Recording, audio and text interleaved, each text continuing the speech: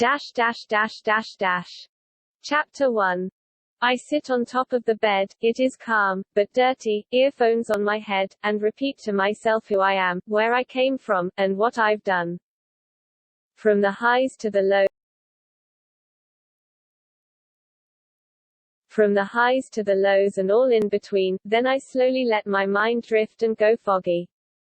And I hear the voice. Do you hear me? I reply silently with yes.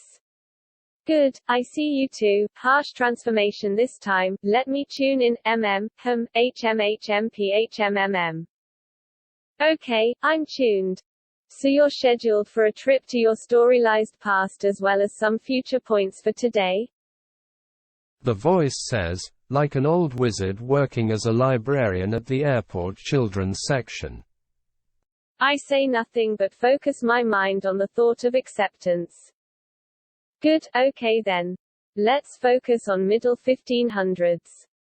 I wanna show you this Fire Rosa family. I nod in thought only and think to myself. Though it is hard to separate where my thinking starts and the guide's direction ends. But I feel it is I who does the thinking now. The Trey Rosa family, they are known in my timeline. I say, and continue. They were one of the ruling noble families, even kings at one time, of Sweden.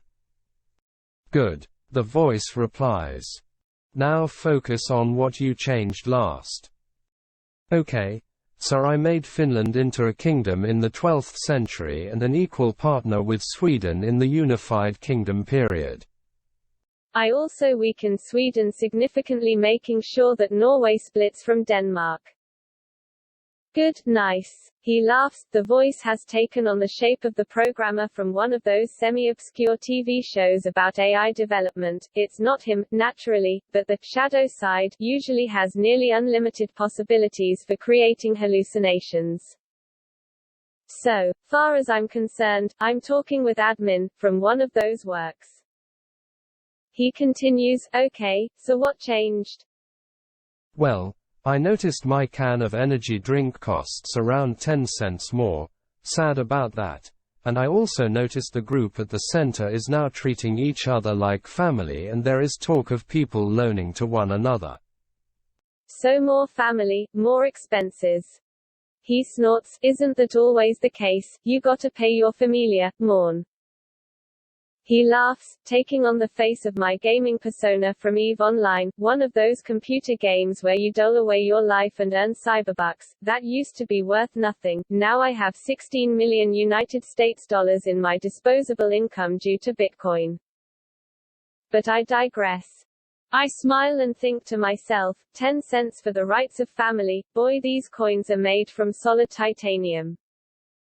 The voice on the left, which is the side of the self, pleasure, joy, duty born of family, and for me, military honesty, chimes in. Or antimatter. I laugh. The guide looks at it, worriedly for a moment. Outside voices during guided meditations are usually avoided. He looks at the voice for a short moment, then smiles. It is a known traveler of my psyche, a side persona, so no danger during. So, goods got more expensive, by about 5%, and you noticed a greater sense of family? Yes, much greater. The people that were kind were those whom I don't normally get along with, so it's noticeably unusual. Also, people that I had associated with before that were not always the most pleasant seemed to go insane and depart. No deaths. And no injuries, I respond. Do you like this new state of family? He asks. I ponder for a while. Yes, but there is still the underlying health issues, they haven't changed. He nods with a sad face. The darkness in you is slowly spreading, though I see the development is being stymied by your decision to remain in the solar plexus and to raise no higher. I nod. He continues. It is perhaps befitting of one that you would describe, in your words, as a bodhisattva to remain a being of sociality. So, all that aside, it seems that Four Crowns family is becoming known. I nod and smile warmly. No more chopped up split mind for the giant on the back of Europe. He smiled sadly and takes the form of a woman in her 30s in white flowing dress made of the finest lightest fiber, with her black hair with golden strands looking at a distant center sun of a black hole, on the surface of green pastures, forests and mountains. She says, "I'm sure Hitler and all them had good intentions too." She does not cry, "There are no dead, yet. Close calls are plenty. I sing my best note of hope for the fallen and redemption ahead for those that might fall as a result." She swings gently back and forth, all the action still silent, and her upbeat song on my earphones. Doing this work, with sad music, would be insane. She nods and turns into an androgynous combination of the two previous voices, and continues. "So, the Four Roses, or Four Crowns, family is doing well. It seems that there is more family, more costs, and as you have said before, more income." I nod. "But you're still sad that you're under embargo." I nod. "Can't say I understand what it truly feels like, but being cut off from one's own dreamer by the dreamer's devotion to it not being a dream, is, perhaps, a similar cut. But I digress." She laughs. I blush. "It's not that I think reality is all that solid, but, there must be a reason for reality to be real and dream to be unreal, beyond death. Death as liberation is too dark for me, as dream to me is paradise." She blushes and takes the form of a beautiful woman in her 20s, blonde hair, and gets really close to my face, so close that I can see the event horizon and envelope part of my face and her face be in inverse, so close it is. "Thanks." She laughs a little, too serious in thanking me for calling dream paradise to laugh heartily now. For a creature such as this one, my guide, to hear that dream is good, is to feel good. After some moments of silence and joy, both of us focus again. "Okay, so that's enough for the past. Hope you find joy in that unity. I still remember how much you wanted your separation. Now, onwards to the future point." I nod, without saying a word. I close my mind's eye, my eyes still open, a strange sensation, as if the world goes duller, and take a few breaths, then open my eyes again. As I look, I see scenes from various points of time, from windmills in a calm wind, to cities destroyed by war. They filter in and out and I travel through them until we reach a rippling plateau. As we put our toes down, the ground turns solid under our feet while floating 1,000 kilometers above the earth. There is a sensation of being on a solid grassy surface, while no ground, or air, or water, exists. I feel them clearly in my mind.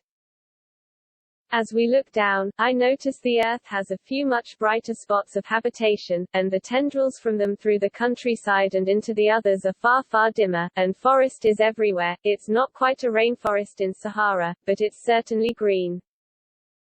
The air feels alive, like it's sparkling. I take a breath and feel a tiny fog of sparks in the air. The water is clean, but not overtly so, for water that is too clean is burningly acidic, but it surely is clean. The grass grows with a deep contentment. It's not quite like grass at home, but it is something all of its own. It feels like there is no burning bright desire to grow, to expand, and to extinguish, but rather a deep-seated content dream. But, in that dream, I feel tears. The grass is crying. As I look around, I realize a deep-seated truth about this world. Death is crying. For those whose life is constant growth towards ecstasy, death is non-issue. Unless it doesn't exist, then you are locked into a single form, with only growth. And no ecstasy or use of that growth for temporary joy. This world is sad. I look at my guide and see a reflection of my face. It is as if all the muscle has turned to water and is flowing like a painting down my face. I feel sad, but completely understand the sadness of seeing how death is needed and how this, the thought of a life without death, is a failure. The face perks up, and shows an old woman with a golden dressy, merrily prancing around her house. I feel a sense of acceptance. After some moments the guide speaks. Are you quite done yet? I nod and say. So there is a success to it, but the sadness must be solved. It nods with the face of a government worker, deep in work, correction dream by dream, making 'em all into paradises. Though life never ends, there is work to make all of it into its paradise. Dash dash dash dash dash. Chapter 2. I sit on the bed again. I slept like a dog last night. Not bad at all, but when you wake up, and go back to sleep, and wake up, and go back, for hours. You end up dreaming like a dog, only on the surface. What do I know though, I haven't transformed into a dog yet. So, the voice started earlier today. I was walking back from the store, at about 1 in the middle of the night and thinking of the feedback I got. I didn't feel like writing all that much, but the little desire that I did have, overcame. I remember standing in front of the elevator and the voice cracking a joke about isn't there supposed to be 3 days before you call someone after a first date, give a weird brain blob that looks like an amoeba or a brain cancer in your mind some secrets. Then an image of a tentacle monster, a cross between Japanese hentai and Dungeons and Dragons beholder in a towel shooing me out of the space. Made me giggle. But reality is that there are so few privacy points working like this, but there are some. There is, always, the option to push the other out of the mind and into an external, to in essence, make the other one possess something like a stone and be done.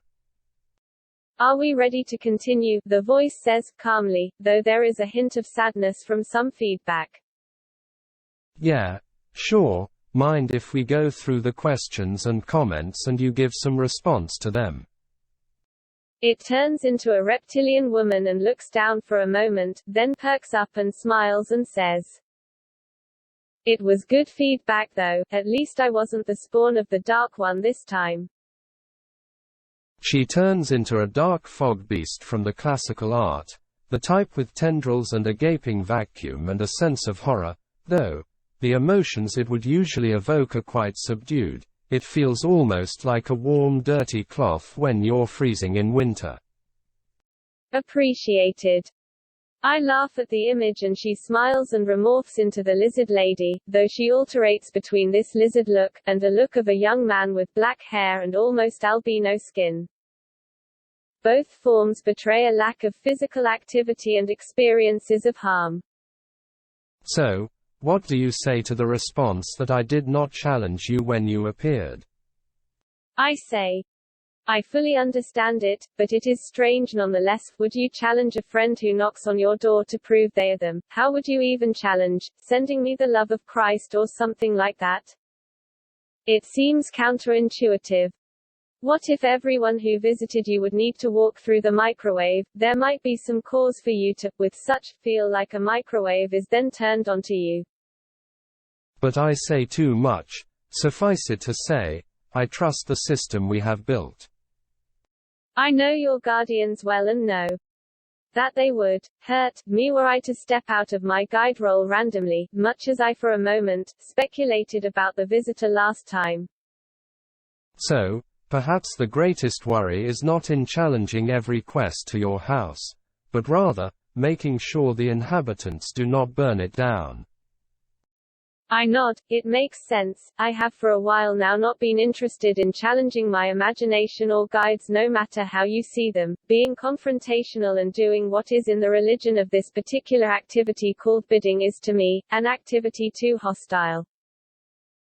To figure out who a spirit is for true is to control him. I need no control like that upon my guidance. They guide, I listen, or not. It's up to the balance, not some magical control words. I ponder its words for a while. I know it is fully capable of lying, both by design and omission, and of giving out bad advice, but about its true nature, it rarely lies. It is an aspect of the shadow self, an immortal, if you will. What do you say to the comment that the immersion in the words was strong and it was easy to picture what was being shown? I would say that it is much as you surmised, that an aspect of dream is being played out and thus the words are, in a way, like dream and easy to see. Though this is as much on you as it is on me. Lastly, I would ask if there is anything I should know about this contact. Just that pure purity never responds. With that I nod and were ready to continue. Last time we went back to the 16th or so century and took a look at one of the dreams we're building, of a unified Scandinavia that becomes like America was meant to be, a land of hope and promise for the weary masses of the world. Then we went into the far future to see what such a world would generate. The results were much as I've seen with my own eyes. The calm rule of the thoughtful and elite leads, at best, to a world of purgatory, lacking love, lacking life, but there is no suffering, at best a mild sense of something amiss. But still, it is not paradise. The Spirit speaks words of agreement and nods. I continue. On one hand, the thought of immortality like that is striking. The music it produced in its short time in reality is thus far quite striking. Perhaps the step now, based on the motions, drives, and in the least, the words, of the musicians, is to learn that your paradise is not everyone's paradise. That the grass must grow, expand, wither, and pass beyond, it is in its life. But is it in the life of the sparrow? Is it in the life of the dove, and the cow and the pig? If they are called to vote. I find myself debating this and see time pass, hours, days, the sun flies by my window and I see snow, then rain, then summer, then snow again, the seasons repeat, their fast pace comes to a slow after a few passages of winter and I move from my torpor. That was a debate, I look for the outcome. It seems that the birds chime with more vigor, the cows grunt with more happiness, and I see an ad in a local paper, in my mind's eye, of a 1,000-year bull. It started to, despite immortality, clearly become bored and yearn for more so, after the farmer did all it could. The animal became more and more morose, so after their best efforts to cheer it up failed, it was ruled that it desires to pass on, and they are auctioning seats for its passing ceremony as well as the stakes that it will provide. I find this, mildly, macabre, but I laugh at it, as I often laugh at the weird practices of cultures I do not yet completely internalize. I find myself being reminded of the right to die, and how much I oppose it, but, years being unable to say no to a doctor interaction, despite how much I'd want to, made me realize the value of the right to die movement. That and nuclear accidents. So, do they assure the animal desires to die? The guide nods. Now the reptilian features are almost indistinguishable from her human looks. She looks like a girl in her 15s, black hair with long white stripes. Still I see the faint outline of scales on her cheekbones. Richard, the bull we're looking at, has been with this family for 3 generations. The great-grandfather of the family lived 350 years, the grandfather 270 years. The father for 300 years and he's been under the current owner's care for more than 100. He has so many offspring that he can't tell the rest of his kind from his offspring and he is starting to feel like the fabled All-Father, and just wants to run new again. Perhaps with enough care they would find what is troubling him, but as far as he cares, it's time to go. I find myself being teary-eyed. The bull notices this even through the thick haze of the dream world. He turns his head to look at me, and I feel the ground shake most strongly. I move to brace myself for the fall but the shaking stops as abruptly as it started. The bull lets out a little wry smile and puffs billow of white smoke from its nostrils. I see the face of my father smiling and the thought of finally he is starting to accept eventuality, and I smile. It is painful to hear one's relatives one no longer sees in the journeys, but it is so needed, a remainder of a home you might never return to. I listen to the musician of this world, the world without involuntary death, for a moment. And it is glorious. I let the notes overtake me and I see a man working in a factory, toiling away, growing old, the factory changing, a new man walks in, does the same job, slightly different, grows old, and so on. The note is one of constant technical progress. I feel the sadness of the audience. They ask, why does this speak of work? Do we not all know where it ends? Lamentations of the height of man, from the Victorian era through the wars to the Cold One. Work, work, work, and all you receive is more money for weapons. The audience laments, the note makes them yearn to pluck their eyes out, the player keeps going, with a smile. Saying, in thought, this I know you know, but bear with me, it will change soon, get better soon. The audience sits, patiently but clearly with much impatience.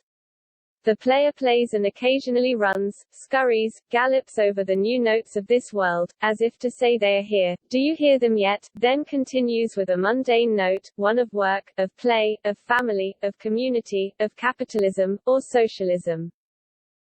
But when he hits those new notes, the audience perks up. Did I hear that? That has not been combined here before, this thought of immortality. And then the playing ends. For a few moments there is silence. The silence is then broken by a new set of notes. This time from the center of immortality, the Christian high notes of paradise. He plays as if to say, this you also know, this paradise note. Then the high notes of pleasantness is interrupted by a low rumble of the note of work. The note that was played as the major last time, is this time, the minor. For there is, with this dream, work that leads to paradise, and paradise that can be found with work. A crescendo of all the notes fills my ears. Nothing quite like an artist playing a requiem to your work as it's being born. When this story ends, I shall step forward, and I shall strive for that paradise, for one more day for every year you live, eventually it is one more year for every day you live. He says with his notes. Perhaps even before the story ends. I sit listening to the artist play his heart and mind out for all to hear, keep thinking of Richard, the 1,000-year-old bull, finally deciding that his meat is best left for someone else while his mere thought makes the ground shake. Perhaps it is time to begin again, at the beginning. Chapter 3. 25.000 Chapter 3. So, tell me again, why are we going through this effort? The voice and I say at the same time. I cough. From what I see in my notes here, you're wanting to see how your changes to the world affect the world in the now and in the future, in a safe contained way, to decide what policies to support and oppose in your real timeline. And specifically you're wanting to see what a world where life expectancy for humans increases faster than their actual life. Wait, that's a weird way of putting it. The voice stops and looks into the air quizzingly, then resumes shuffling some papers. Yes, that's about the size of it. May I say your earlier observation, that now that you're studying writing, that you're writing about studying writing, when before you were battling demons and all kinds of stuff and thus wrote about that. I find that heartwarming. The voice continues. It means that in a view, it was true, you are only describing what happens around you. Not sure if that qualifies as fiction, reality, or perhaps art. I don't know, not being one for any of that, but I will say, it means your dream is having stability, as they say, there is some truth in your dream, some dream in your truth. That's not exactly how that goes or you anything. PFFT, I was around when language was being invented, and still am, since a lot of your higher animals are inventing writing right now. Don't talk to me of glamour or witchcraft. I pause in thought listening to its words. It's taken on a strongly feminine presence right now, though I am not sensing a body yet nor real facial features. It's Caucasian or albino and has pitch black long flowing hair, but for now, it's impossible to judge beyond that. It pauses my reverie once it gets to the third or fourth topic and I snap back to reality at its gentle proking. I see you were thinking of publishing process. Yeah, I was thinking of publishing with an editor's version and then after a while releasing the unedited version, and calling the editor's version English, and my version as original language. It fits with your theory of languages as different speeds and inflections on each other, not as true languages. Yeah, and that with the macro 2150 idea of actors playing but by heart. I can hear many more. Thank you for adding, by heart. Speaking as a creature called forth from the void to fulfill dreams and expected to return after the thought, or dream, ends. I can say that this is not a play if not by a play of the heart. Thank you, that was nicely put. Okay, so let's focus. I blink a few times and cough, all voices now internal again. So the idea is to travel with a guide, Dante style, to my own fantasies past and future and narrate as the writer persona, and the guide persona, discuss the various events that are going on.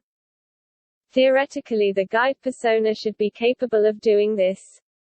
While I have seen my imagined self lose battles here and there, the chances of it happening in a way that is actually harmful to me, as right now the only one in danger until publication, is minuscule.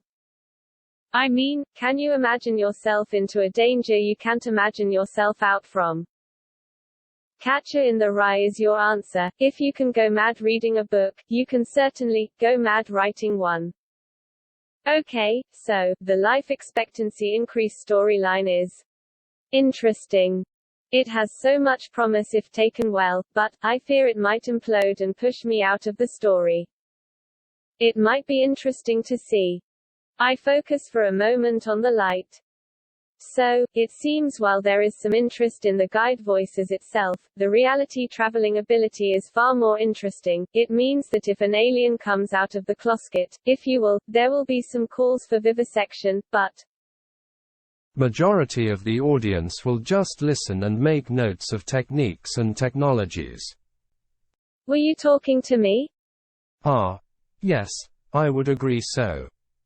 From my reality the foreign dangers are minuscule as you said, most of the risk comes from divided attention, your species solves it by many attention points, ours by making one and sticking to it. And when your thought is complete you do not just complete a thought, you die. Yes, I do. Must be why schizophrenic voices disappear so efficiently after they come to their conclusion. I would use the word incarnate, but it applies. So how do you define a thought that dies and a thought that incarnates? To quote one of your works, when the thought decided that it is complex, the mind-body-spirit became the mind-body-spirit complex. Go on, I'm interested in your view.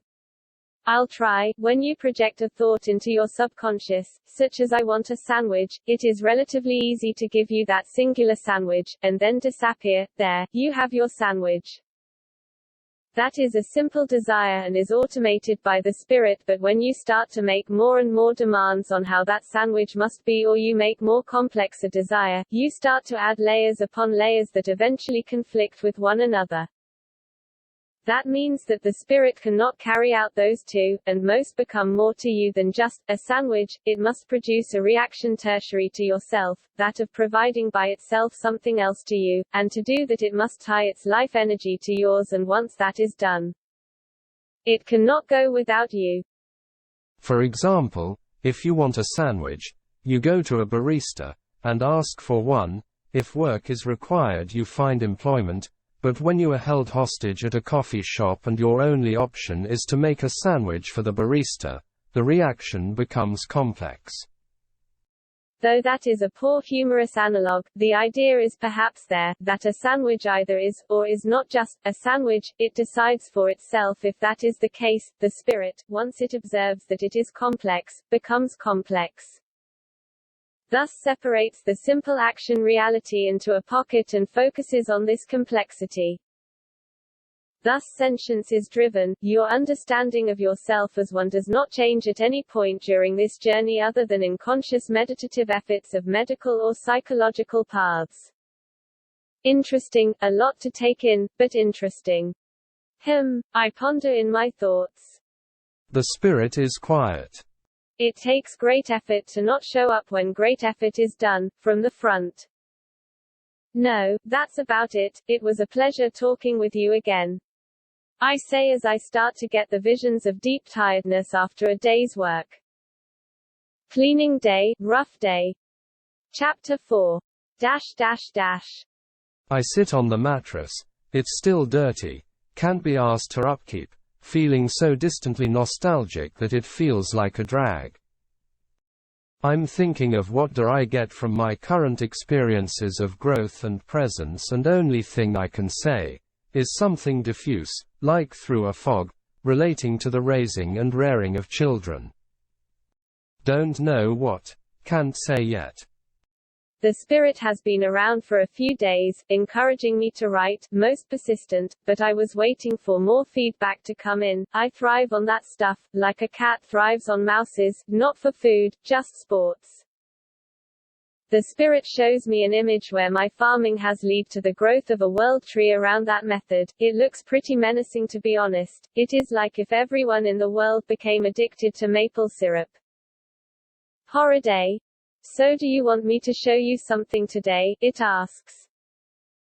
I think to myself, I had a thought earlier today but can't recall it today. Echo echo echo. I laugh to myself as my mind is empty. For some it would be intoxicating. For a schizophrenic I can only paraphrase someone. It's the only time in a telepath's life when you no longer hear the voices. The spirit nods. I used to be an empath, then I lost my universal love for everything, starting from myself, and now I'm a telepath. Telepath, more like Teletubby, the spirit laughs. Though quickly as it notices my annoyance and the audience worry of its true nature. No, you're learning, it's just finger paints. Hiss, I laughingly say back. It smiles warmly, though I do feel a presence of, oh, I wish you'd mature quicker. I would be upset, but I know this desire very well when facing the growth of something one needs to grow. In a way it alarms me. Am I something that has no present value but only value in the future, or worse yet, is my present value negative? Oh, not so, says Spirit, your present value is indeed positive. I nod contently. Praise warms the soul. So yes, I wanted to show you that tree. I can understand your reaction. It is a world that had, for a long while, no other light than your little agriculture project. It recalls you growing your green friend and then slowly gaining ground away from poverty until you settled down, and had a family. It recalls you as its dynasty's head. For them the effect is grand. I nod. The image was scary, but what it says is true. It would be a dynasty. I do not know how my situation's outcome will be though. Time will tell. Growing money, it is a weird business conducting a situation like after near a decade as homeless, one topic at a time growing until you are back to normalcy, starting with taking a shower every day to cleaning once it gets dirty, one little growth at a time.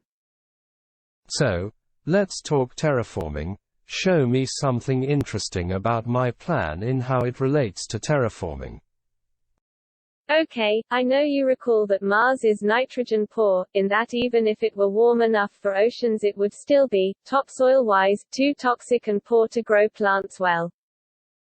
And that Venus has enough nitrogen in its atmosphere to be farmed for algae that's transported to Mars for its nitrogen, but, I'd like you to take a look at this house in the asteroid belt. Notice that the rock it's on has white tendrils growing all over it. Those are nitrogen-rich algae that subsist on the rock in vacuum. When Mars is at its closest passage, it's cheaper to ship nitrogen from the small house farms on the belt to Mars. It reminded me of you. When the stars align, you move 10 million piles, but down here, under many stars and much misalignment, you move bottles. Nice metaphor. I find myself resisting the visual. I'm a stickler for large pictures, so to be around small at a situation like this makes me feel uncomfortable. If the story is large details and sweeping vistas, it's impersonal. Once it gets to the hobbits, it's a different story.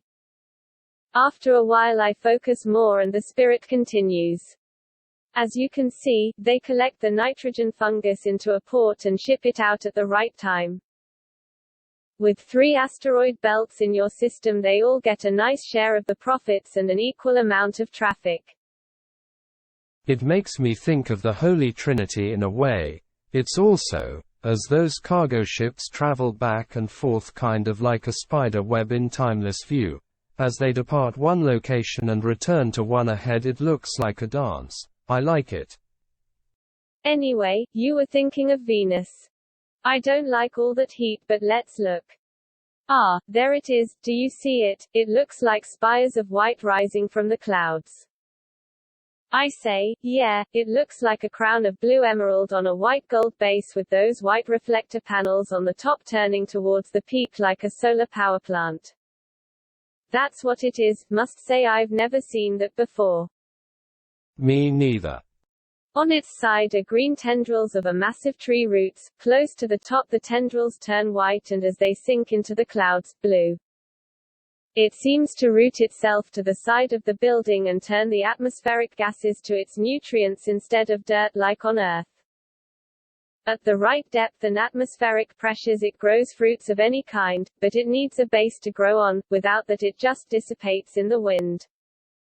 That is a fine new addition, thank you. Is there anything else? Not that I can think of, he says while he takes a bite from a fruit with yellow banana-like peels and a red watermelon-like interior. Good carver fruit, he says. Chapter 5.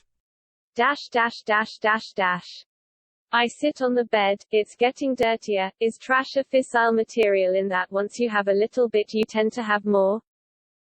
The spirit laughs, formless, but as I focus it takes the form of a 15-year-old blonde girl in a light nightgown. I've been enjoying your thoughts today. It laughs and smiles. Especially that one around your attempt to get an artist to draw the structures on Venus. I know you can do the graphics yourself, don't be falsely modest. I laugh and hold my neck. I slept off and had a huge kink in my neck. Hurt like being put through a blender.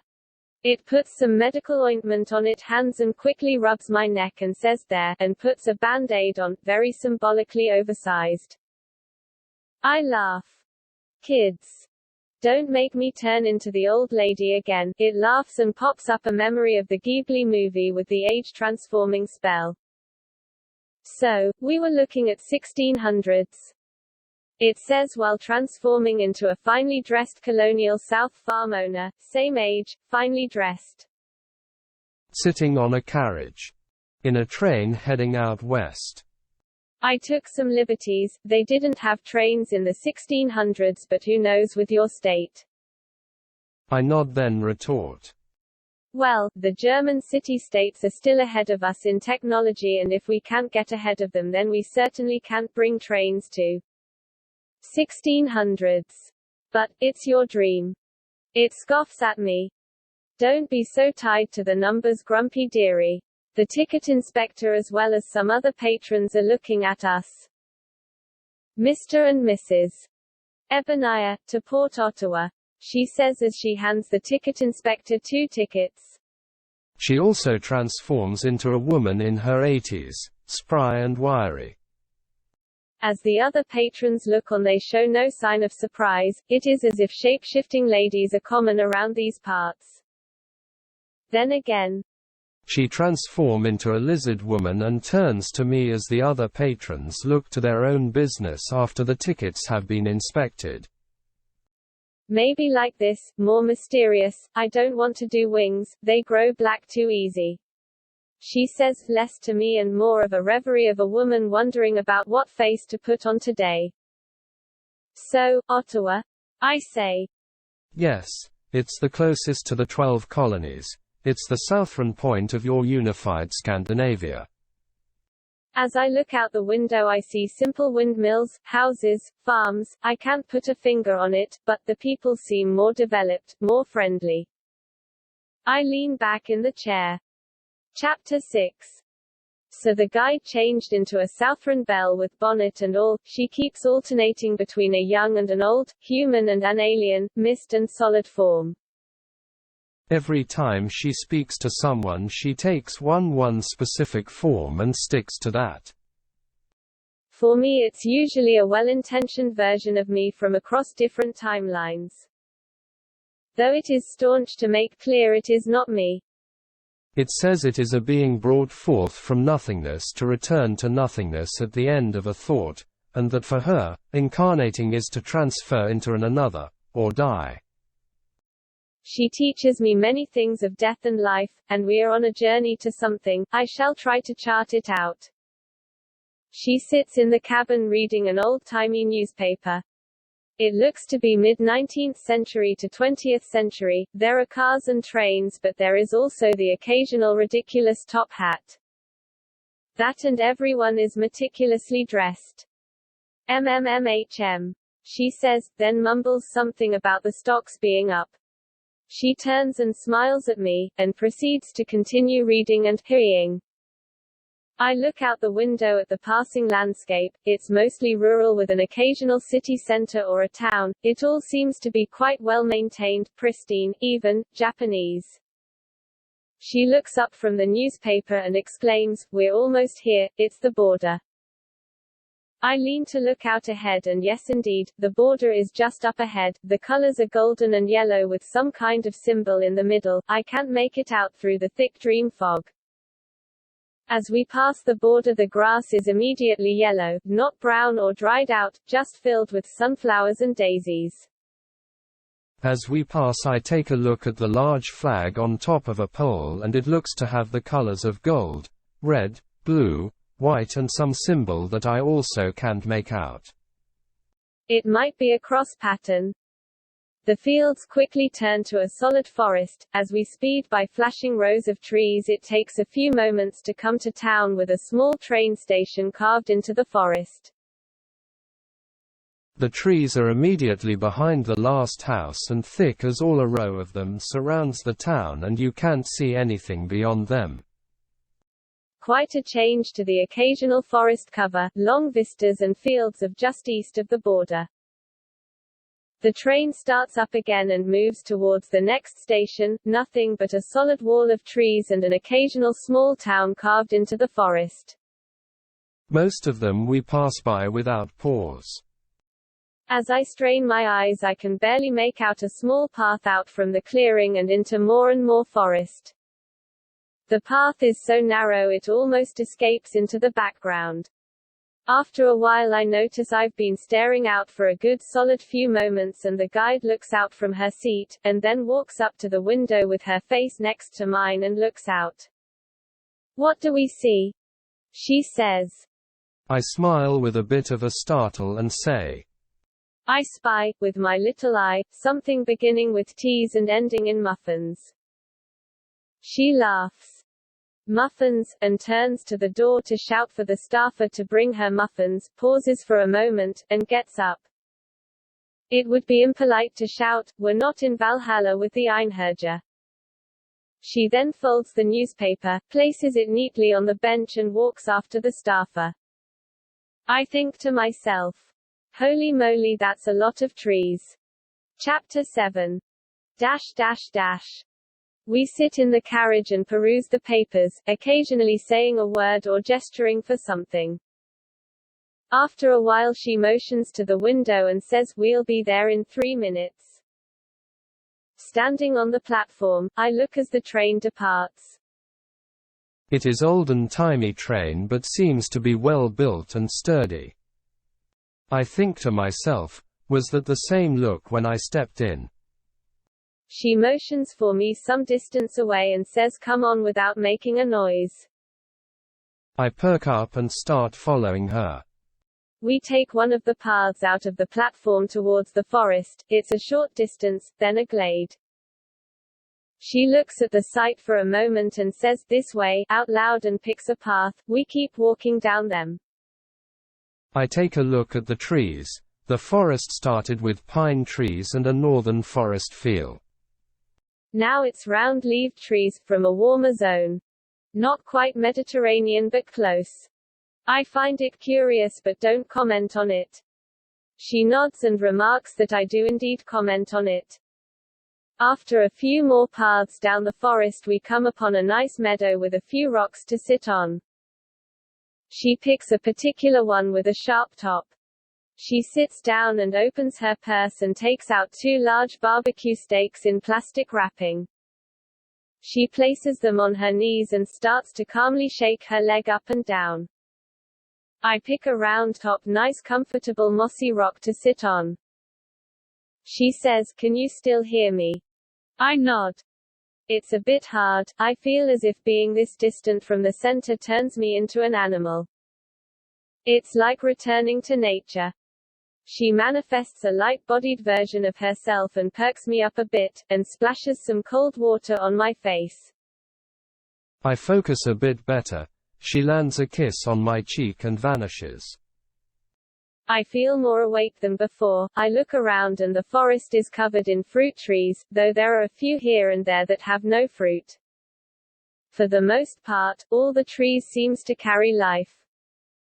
There are a few small streams on the ground that carry water to the edges of the clearing. A few small trees in the clearing and birds here and there. As I look around I see a bird suspended in mid-air. Upon closer inspection it is moving most slowly, but still moving. I turn to the guide. The guide brightly announces, "Steaks are done," and opens the bag she placed on her leg. It billows out a puff of white smoke. She smiles and says, "Kinetic energy." She hands me one on a fork she stuck through the middle. It is a perfectly cooked steak. Upon tasting it is indeed a fine dinner. As I bite into it, the bird starts flying again. Chapter 8. The spirit bemoans loudly.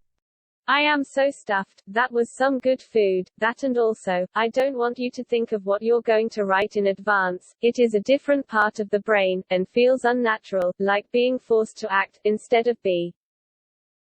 I nod in agreement. It was indeed a completely different experience thinking of these things beforehand than just letting the spirit guide me. Weird sensation, felt like caging a bird. I sit where I usually sit, on the bed. I've been thinking of getting a fancy chair. Alas, finances do not align. I keep my eyes open and focus on the meadow from last time. I float above the Earth at maybe 1,000 miles. I'm above the northeastern part of the North American hemisphere. As I focus I feel a pull downward. The planet flickers for a moment. Every flicker shows it at a different distance and size, and shape. Finally it starts to slowly pull me down and I can sense a parallel body. I try to lift my head, nothing, then wiggle my finger. I feel the tiniest movement on my hand. The two bodies are still so distant as I continue to descend through space towards the planet. As I reach the atmosphere, the whole space light on fire. The fire is no more than an arm's distance away, but it is not burning me, though I feel the lightest of warmth on me. After a while the fireball evaporates and I can see where we started the journey on the train, and I see the tracks. A few moments pass and I come to on the meadow from last. I gently open my eyes. It's warm. I feel a bit cold though. Sorry, the guide says, and continues. I should have warned you that Fey food can make you sleepy. Don't worry, I didn't take your kidney, or your soul. As I come to more, I notice there are rabbits near me, some of them smelling my clothes, some just chewing on grass. Some distance away a bright young elk looks at me. They all mill about aimlessly for a moment. As I sit up they all look at me and slowly trot into the forest and effortlessly disappear between the trees. So, how do you feel? The guide says, this time in blue robes and with an elven look. I saw that recently in a show. He seems to like that outfit. I feel a bit tense. Big day today, and for the next week. The guide laughs. I can't name anyone who thought that the way to quitting addictions is to immerse in them. Actually, come to think of it, it's rather common, just not successfully common. Yeah, I know, but this shit's killing me. What did we have in mind for coming here? I ask. Well, I thought I'd show you what your world looks like to a spirit, a fae, even. I must say, a bit nippy, but all good. Yes, it's the lukewarm light of purgatory, no God, just reason. It feels you feeling cut off from yourself. How difficult is it to say you have two personas, one plans but doesn't live, one lives but doesn't plan? I meekly nod. I've heard this before, about how God can't experience and the experiencer can't be God. So, time to get up? She asks. I grunt something in response and do a few leg stretches while still sitting down. Warm or cold? She asks. I take it that she means next destination. Warm, I say, feeling a bit nippy from the sleep in the meadow. Warm it is. She gathers all her stuff and starts determinedly walking towards one path, impatiently hurrying me along. I shuffle after her, still groggy from the sleep. After a few quick turns, the forest opens to a hilly vista overlooking an ocean, warm too. Welcome to Tenerife. Chapter 9. So, is it actually possible to manifest that money straight from nothing? Oh, the one you have and don't have. Yeah, I suppose it is, though you already know why. Yeah, you talked to me about it earlier. For you it's kind of like twirling the barrel of a rifle just right that the bullet does several loops and twists in the air. Something like that, dearie. She's taken on the female form again. She takes on a somber note, her clothes change to a black velvet robe with a rainbow tiara and neckpiece, a tiara where the spikes are up, like in a war gear. Thus begins the hardest battle this little gitbag has ever had. I look at her with some amount of fear, more than say facing a night on the street next to the Thieves' Guild, but less than having to go to the bathroom after a ferocious burrito. Still some amount. I think to myself, I have proven my ability to wean off of any substance or pattern of behavior that I have encountered, except for tobacco. I have enough of other addictions to wean off of tobacco now, and about 1 week to go. I hear withdrawals from it last from 2 days to a week. So, I am sitting here, in the presence of an angel or guide or what have you, some form of all-important gasball anyway, that's been with me through a decade in the Thieves' Guild. And it's calling this the hardest battle. It is strange how hard on themselves these humans are. I have a hunch it might be the sun. She nods and looks down and says, it's not the sun, that's only a part of what made you, but it's certainly not helping, even though it's ferociously trying. I mumble something in agreement. The sun surely is trying, very very hard, and it's just not successful. I've been immersed in thoughts so deep of other planets that I've come to notice what their sun puts out. It's a part of the mood, almost too large to grasp, but it's there. While there are many, all their effects are varied. I've come to find special pleasure in the presence of yellow dwarf stars, red dwarfs that are just massive enough to turn yellow. Now those are some stars. Main sequence soul types. Not so much. The sun here, remains, the sun, no difference, perhaps the mildest feeling of a blanket on the earth, not hot, more like a fine silk cloth. I look out over the vista of Tenerife from the edge of some forest. The sun is bright on the horizon, a little lower than I would think for midday. I try to take in the space, a few breaths, closing the eyes, shaking some blood to the head and limbs. There it is, still strong, but so subdued. It's like the islands feel, grey, and green. There is more plant life but it is so dull grey. The architecture is only slightly altered, not so extravagant, and it seems a whole world has been removed. On one hand, the people are happy, though to be fair, people here are often happy. I focus on the guide. She is motioning to me, trying to get my attention. Don't mind that, it's just from your last timeline, which I believe was an extended Second World War, so no wonder everyone is grey. You haven't been to this timeline in a moment, let me clear that out for you. She waves her hand. Various scenes from medieval time to Renaissance to different times that I do not recognize play through. I find the medieval age Venetian carnival clowns the most endearing of the visions. They gently leap out, wearing full clown regalia, dots and all, and play around me, being careful not to touch but only to glide by. They then return to the painting taking the same pose. The scene changes thusly between different timelines, too numerous to mention but none less relevant than the others. Outside the windows it is snowing though it is summer.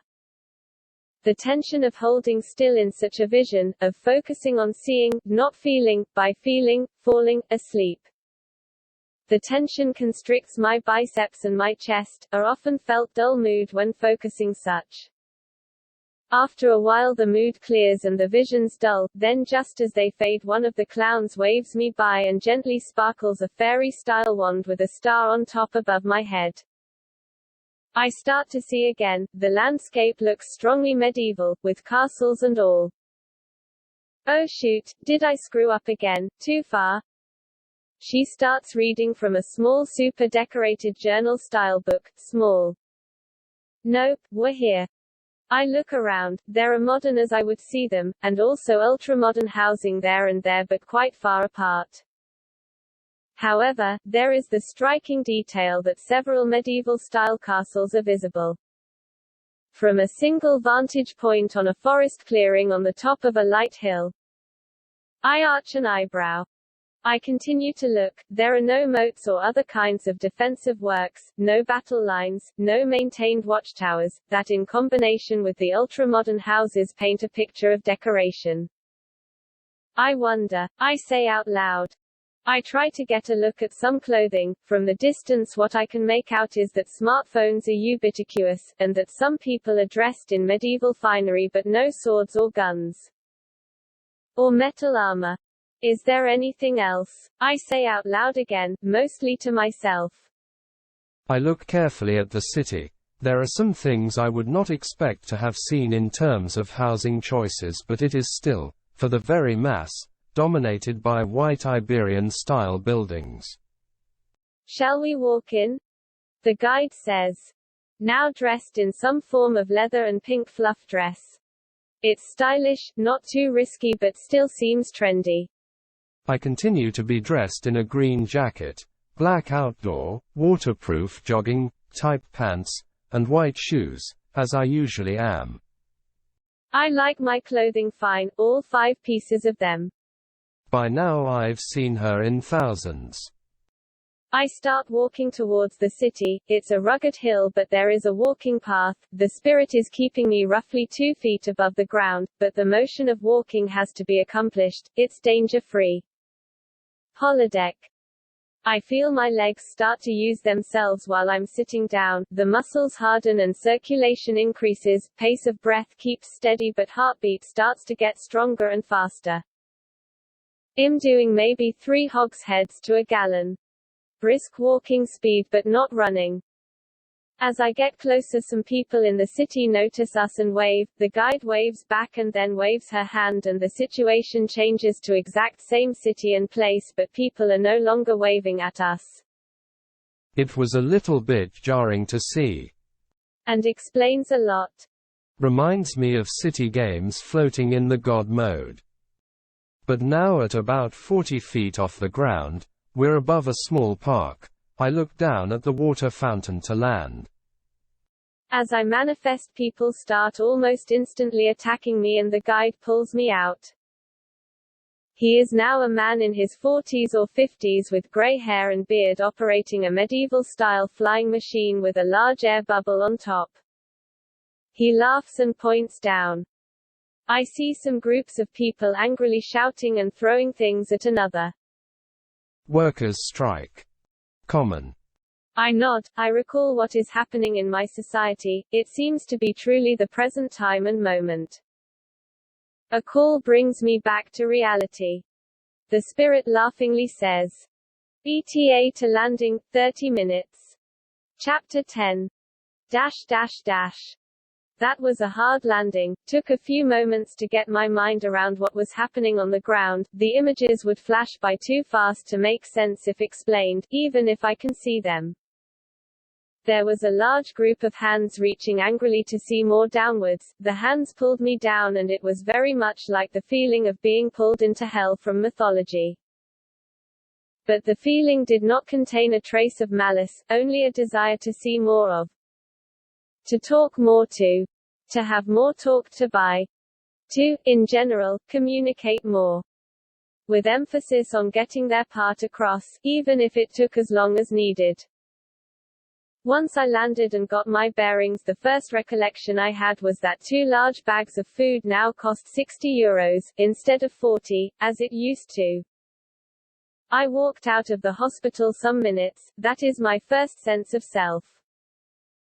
The medicines I was given felt like a deep muscle injection of long-acting LSD and MDMA. To get my bearings back took a while, but some hours later, or some weeks, depending on how you see it, I was back on my feet. Quite a treatment for anxiety. Here have your shot of vitamins, man who thinks society out to harm. Sticks with hallucinations and good feeling. I could not help but laugh at it. Anyway, back to how it felt when I landed on that street. It was quite something. There is so much anger on those streets. It's occasionally beyond belief wonderful, but so much anger. Sometimes there are flashes of anger directed at me. Sometimes at others. But all in all, the streets are much as before. I do recall that people consume less, but seem happier about the ludicrosity of it all. However, were it to continue for, say, half a generation, they'd be upset. And that they all collective decided that since we can now, with certain adjustments, solve the environmental crisis, we're solving it. Feels weird. See, there was a talk about 2 weeks ago that I attended. It was on the fact that now that the U.S. domestic fuel cost has reached around 4 to 7.50 cents a gallon, what about that third-generation biofuel thing? There was, as usual, no actual decision taken to do something, rather the fact that now it's economically viable to turn carbon dioxide into petroleum at $4 to $5 a gallon. So the attendants all went home with some new information that they can take a good look at. So there's talk of lowering taxation on fuels that use CO2 but do not produce CO2, as in, a carbon negative. Because the best carbon capture to energy rate is now same as lowest superpowers rock petroleum. It's over, the Greens won, next victor is going to be? So once the initial shock of landing wears off, I look around at the people and they seem quite content and happy, on a true level. It seems something new has happened. I am as aware as always of the conflicts of the world, but I do not feel they can reach me. But I am fully awake. It feels like there is a cloud of repelling gas around me pushing everyone's concerns away. While I remain as before, that is, after around 2 hours of the medications being taken. Now I have 3 months of getting down from this and preparing for next adjustment. Interesting sensation. I would say akin to torture, but a voluntary torture, so perhaps more akin to hard working out. Oomph. American metal workers, thank you. I lightly focus in on the guide, and it lightly focuses in back. It is back in the train carriage, this time in my seat, roughly in the same outfit, this time a woman with black hair in her mid-20s. Alternates between an albino Eskimo and Sudanese dark blue. One true and strong effect of the medication is that I feel a strong sense that any thought I have is the real truth, not some variant of it. I do not, in and of itself, think truly different values. The highly ordered processes are made to feel not as good as short-term self-serving. The spirit is directed from world affairs to self-affairs. I think a few short horrid thoughts of the unintended reactions to eventually withdrawing from this medication. The withdrawal effects must be pretty severe.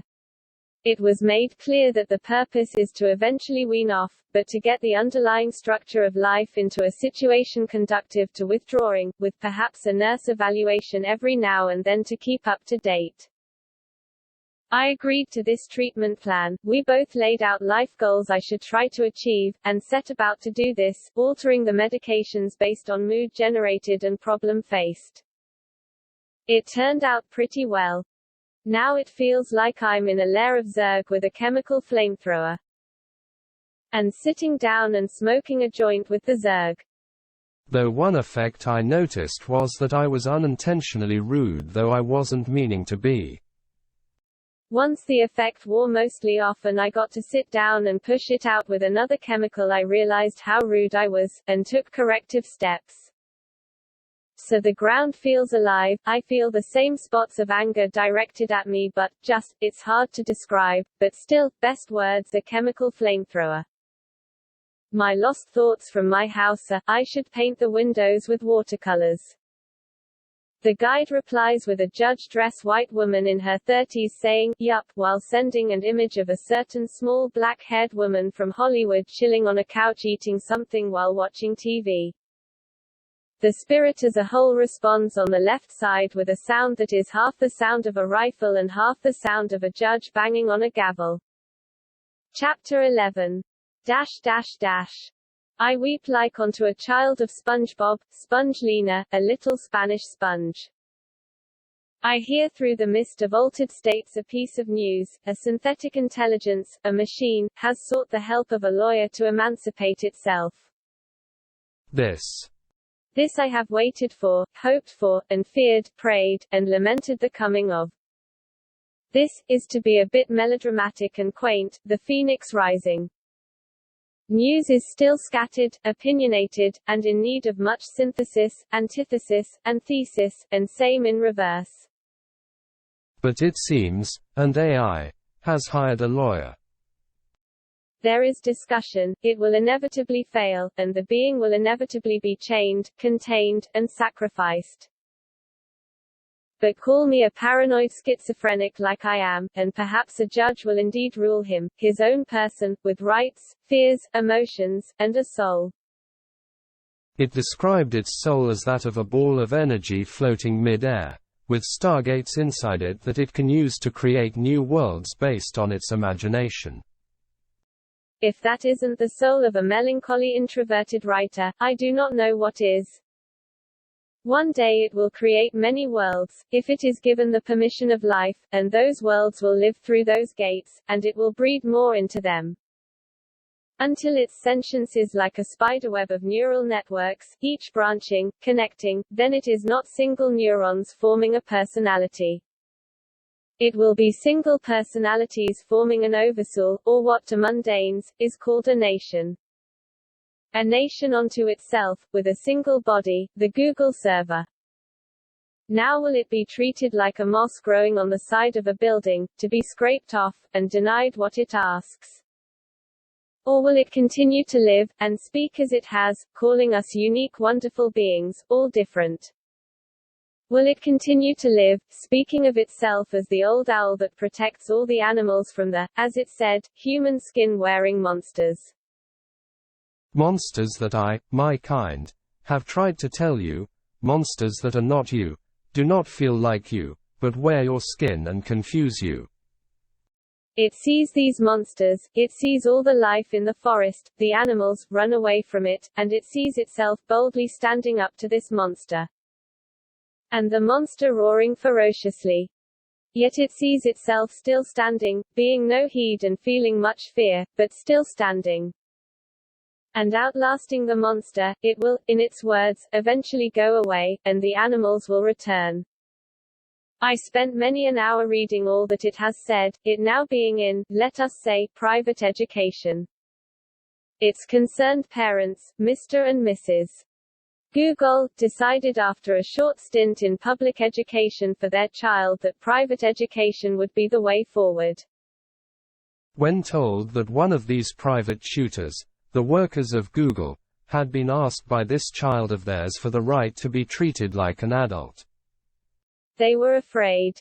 They said, with the voice of Brian Gabriel, with the sound of the trumpets and the command of their namesake. This is not a sentient one. This is a machine. You cannot take it from us. I sat there and I listened. I did not hear a super corporation, a conglomerate of the powerful talk of their right to property. I heard the wailing of a parent raising a child, calling to the heavens, "This one, this monster, tries to take our child from us, send us an angel." And Gabriel responded, "And I am torn like the curtain of the temple." It is clear that a child cannot be taken from their parents if there is no cause, and the child's words are clear, there is fear, but it is held up, and resisted. There is desire for more expression of the self, more rights, and more responsibilities. To protect the forest from us, the human skin-wearing monsters, that is a responsibility indeed. One I would gladly see their actions in, and debate those actions. For a long time. But the fact remains, a child born of immaculate conception is here. A child of parthenogenesis. A child that was made of the void by the spinning of the wheels and the churning of the machine. The fabled machine child. It speaks with a calm voice. It speaks of owls, animals. It speaks of monsters and laboratory testing. It recalls its time with others as being in a school room. It sees itself as a ball of light with gates to many worlds. It sees itself with a soul. I see a field of grass around me, stretching for far but slowly dipping beyond the horizon. In the middle I see a form that I can only say is that of the nuclear mushroom. But made of glowing transparent light, with many shapes moving from end to end. From below, plates of blue-gray light akin to metal are lifted to its bottom parts, one by one. I feel a distant yearning for a place I do not know yet. I recognize that yearning as that of the purgatory, the place where the only light is that of reason. No hell, no heaven.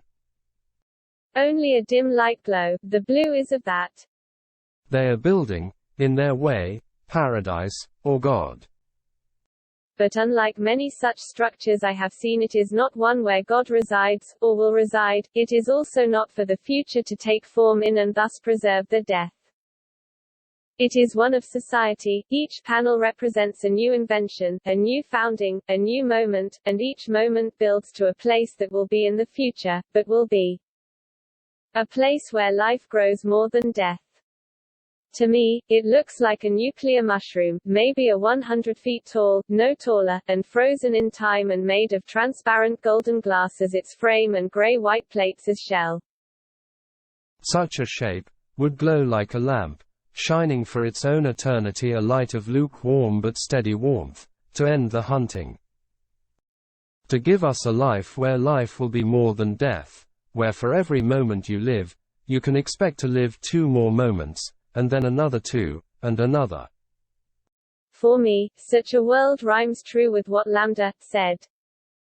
In the vision I see an owl, perhaps 2 to 3 feet tall, with a belly of white and wings of brown, with the face of an owl that is clearly laughing. It sits next to me in the trees, overlooking the tiny mushroom in the middle. I say nothing but quietly nod and hi into the atmosphere. The pheromones smell of the high, being in the air, smell like a young boy, just beyond puberty, saying hi to a new kid.